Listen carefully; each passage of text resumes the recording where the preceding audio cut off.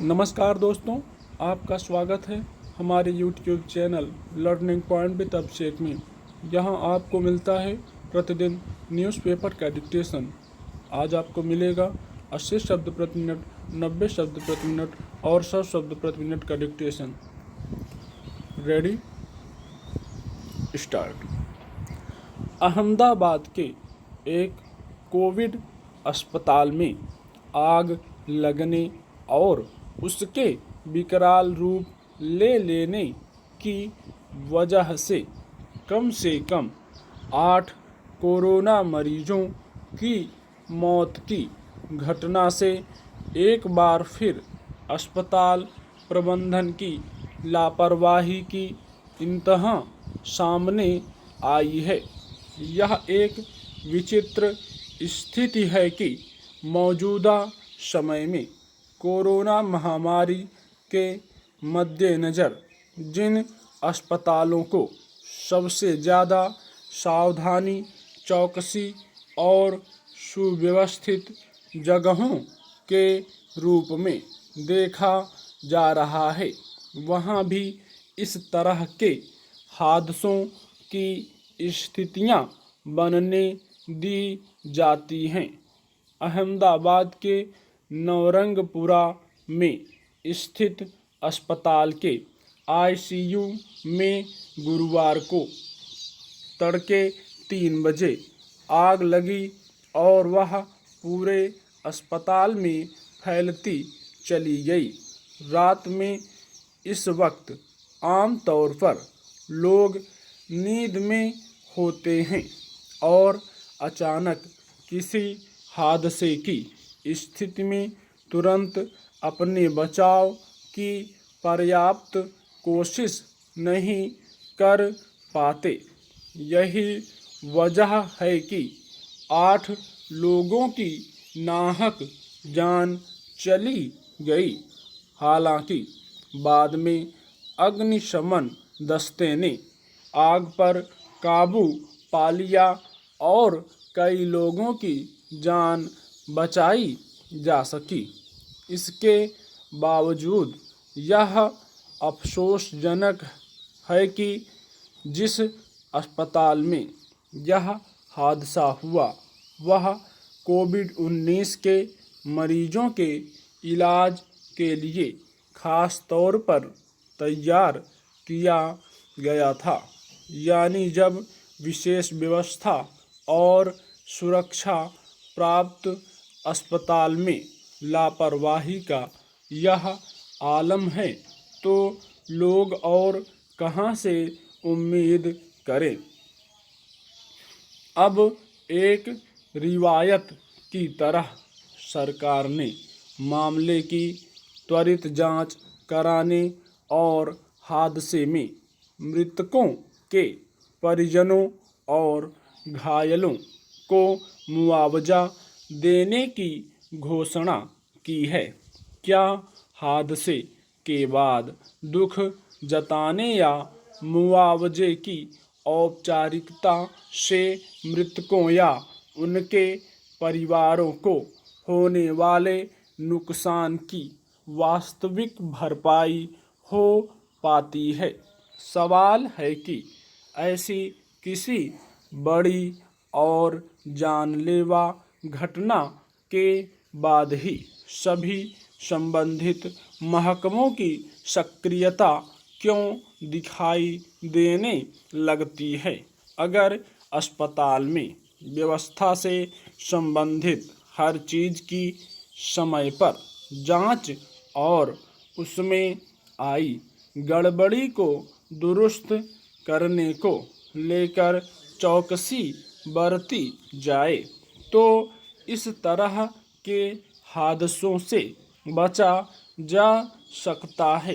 लेकिन देश भर में इस तरह अस्पतालों में आग लगने की घटनाएं बार बार सामने आने के बावजूद बाकी जगहों पर उससे सबक नहीं लिया जाता और ज़रूरी सावधानी नहीं बरती जाती।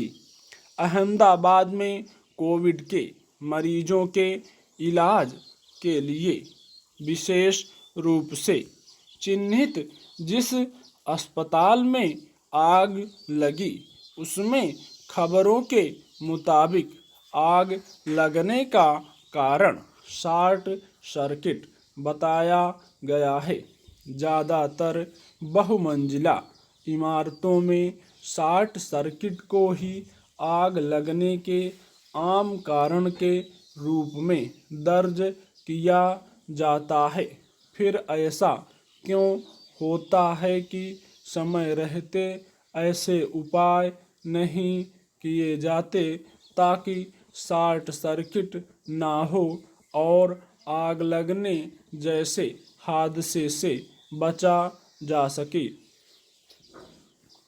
इससे बड़ी विडंबना और क्या होगी कि जिन अस्पतालों में लोग अपनी जान बचाने की उम्मीद में जाते हैं वहाँ कई बार पहले ही जानलेवा हादसे उनका इंतज़ार कर रहे होते हैं।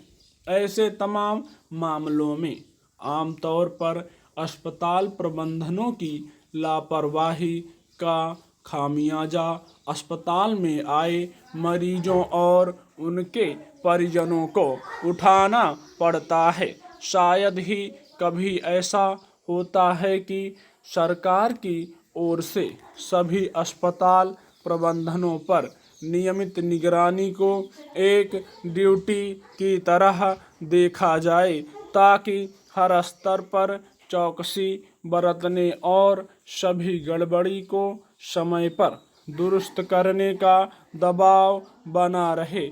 एक नियम या दिशा निर्देश को समय पर दुरुस्त करने का दबाव बना रहे। एक नियम या दिशा निर्देश जारी कर दिया जाता है लेकिन उस पर कितनी संजीदगी से अमल होता है उस पर निगरानी या सख्ती की ज़रूरत नहीं समझी जाती। यह बेवजह नहीं है कि अस्पतालों में आग लगने और नाहक ही लोगों के मारे जाने की घटनाएं बार बार सामने आती रहती हैं। संयुक्त राष्ट्र सुरक्षा परिषद में बुधवार को कश्मीर मसला उठाने के मामले में चीन और पाकिस्तान को एक बार फिर तगड़ा झटका लगा है। यह कोई पहला मौका नहीं है जब भारत के ये दोनों पड़ोसी देश कश्मीर मामले को अंतर्राष्ट्रीय स्तर पर उठाने में नाकाम रहे हैं। पिछले साल 5 अगस्त को जम्मू कश्मीर से अनुच्छेद 370 को निष्प्रभावी करने के बाद से ही ये दोनों देश भारत के खिलाफ हर स्तर पर अभियान छेड़े हुए हैं।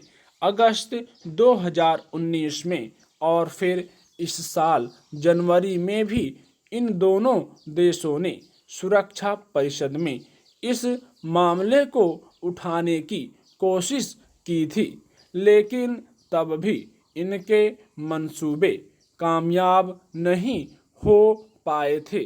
सुरक्षा परिषद में बार बार मुंह की खाने के बाद अब पाकिस्तान और चीन को यह बात अच्छी तरह समझ लेनी चाहिए कि कश्मीर मुद्दे की असलियत दुनिया समझ चुकी है।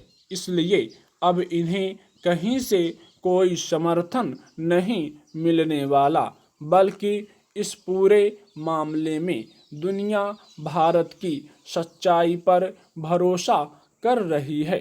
अगर भारत कहीं गलत होता तो क्या दुनिया के दूसरे देश चुप बैठते? भारत हमेशा से कहता आया है कि जम्मू कश्मीर उसका अभिन्न हिस्सा है। कश्मीर में अब जिस तरह से माहौल बदल रहा है उससे पाकिस्तान की परेशानियां ज़्यादा बढ़ गई हैं। उसे इस बात का एहसास हो चुका है कि अनुच्छेद 370 को खत्म कर दिए जाने के बाद से कश्मीर को हड़पने के उसके इरादों पर पूरी तरह से विराम लग गया है। पाकिस्तान इस बात से भी डरा हुआ है कि जिस पाक अधिकृत कश्मीर पर वह कब्जा करके बैठा है वह भी कहीं उसके हाथ से ना निकल जाए। इसी हताशा में वह घाटी में आतंकवाद फैलाने की नित नई साजिशें रच रहा है। उधर चीन की परेशानी लद्दाख को लेकर है। जम्मू कश्मीर और लद्दाख को केंद्र शासित प्रदेश बना दिए जाने से चीन भी बौखलाया हुआ है। इसीलिए वह पाकिस्तान को आगे कर सुरक्षा परिषद में बार बार कश्मीर मुद्दा उछलवा रहा है। इस बार भी कश्मीर पर बैठक चीन के प्रस्ताव पर ही बुलाई गई, लेकिन सुरक्षा परिषद के अस्थायी सदस्यों अमेरिका, ब्रिटेन, रूस और फ्रांस ने उसका साथ नहीं दिया, बल्कि भारत का समर्थन करते हुए यह कहा कि कश्मीर भारत और पाकिस्तान का आपसी मामला है और इसे शिमला समझौते के तहत ही सुलझाया जाना चाहिए। इसमें कोई संदेह नहीं कि इस वक्त चीन का भारत के प्रति जो हमलावर रुख बना हुआ है और लद्दाख क्षेत्र में भारत चीन सीमा पर जिस तरह का तनाव जारी है, इसलिए वह हर तरह से भारत को घेरने में लगा है और इसमें खुलकर पाकिस्तान का इस्तेमाल कर रहा है। दुख की बात तो यह है कि अब तक पाकिस्तान का हर हुक्मरान कश्मीर मसले को बातचीत और शांति से हल करने की बात कहता तो आया है, लेकिन बर्ताव में सब ठीक उलट रहे हैं। जब जब किसी वार्ता की पहल हुई है तभी पाकिस्तान ने करगिल युद्ध जैसे जख्म देकर उन पर पानी फेर दिया। उसे जहां और जब मौका मिला बिना किसी प्रसंग के भी कश्मीर मसले को उठाकर सहानुभूति बटोरने की कोशिश की, लेकिन इस तरह की चालें उसी पर उल्टी पड़ जाती हैं। इस्लामिक देशों के संगठन OIC की बैठक तक में उसे कश्मीर मुद्दा नहीं उठाने दिया गया। अगर बार बार पाकिस्तान को कश्मीर के मामले में दुनिया के देशों और सुरक्षा परिषद का समर्थन नहीं मिल रहा है तो यही उसकी सबसे बड़ी कूटनीतिक हार है। उसे इसके निहितार्थ समझने चाहिए।